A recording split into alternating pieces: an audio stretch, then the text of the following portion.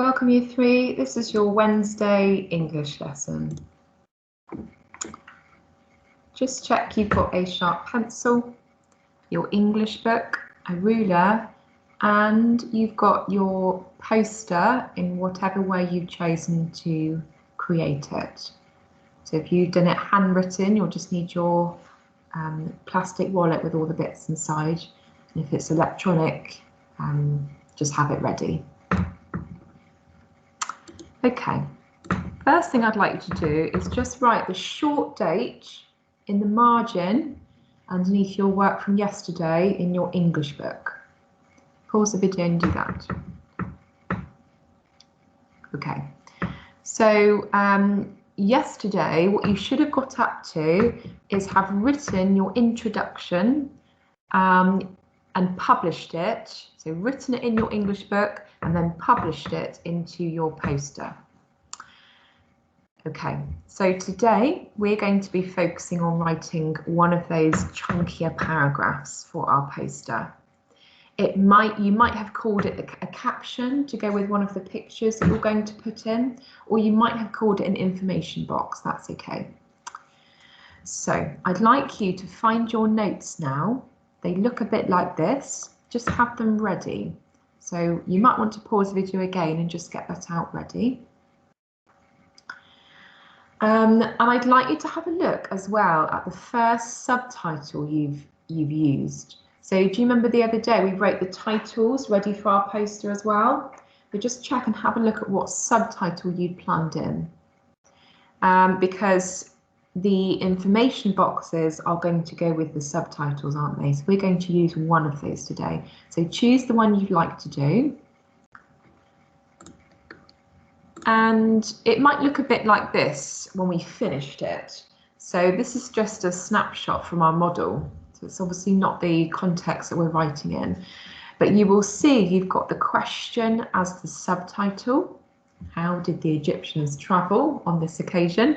If you chose the transport box for one of your subtitles, yours might say, how did the Romans travel? And then we're going to write the paragraph today that goes after that subheading.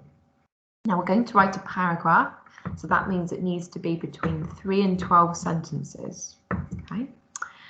And if you use any fancy words, you might write them in bold, ready to add to your glossary at the end.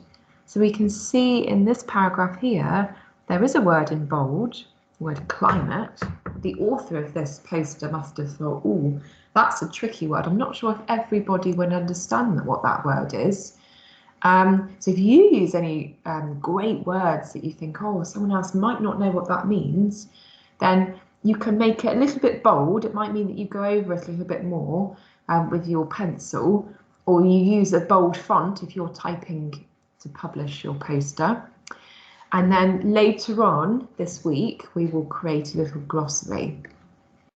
Now, I wouldn't choose lots and lots of words for your glossary. I would probably just choose 1 or 2 maximum for your glossary today. And if you don't use any tier 3 words, then you won't need to do that. But it would be great if we can all try and use that really ambitious vocabulary if we can do. We've read lots of facts about this, haven't we? And we've been hearing lots of information about the Romans. So we should have a really good idea of some more fancy words, which would be on our tier 3 wall at school. Okay, just some things to remember. So keep listening, just some things to remember, and then you're going to have lots of time to write. Check that your subtitle is a question and underline it, I would. Include facts.